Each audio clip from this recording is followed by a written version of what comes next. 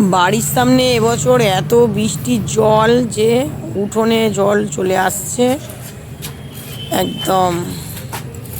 আর এদিকে প্যান্ডেল হয়ে গিয়েছে পাড়ার।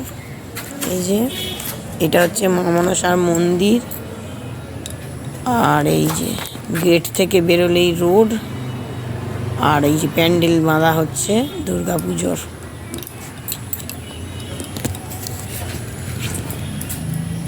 কি অবস্থা বন্ধুরা, দেখতে পাচ্ছেন? মেয়েটা অনেক কষ্টে এই বৃষ্টির জল মারিয়ে স্কুলে বেরিয়েছে, যেহেতু এক্সাম চলছে। এই দুর্গা পুজোর প্যান্ডেল, আর এই যে উঠোনে গাছপালা। উঠোন থেকে চলে এসেছি ছাদে, তো দেখতেই পাচ্ছেন বৃষ্টিতে সমস্ত গাছপালা সতেজ হয়ে উঠেছে।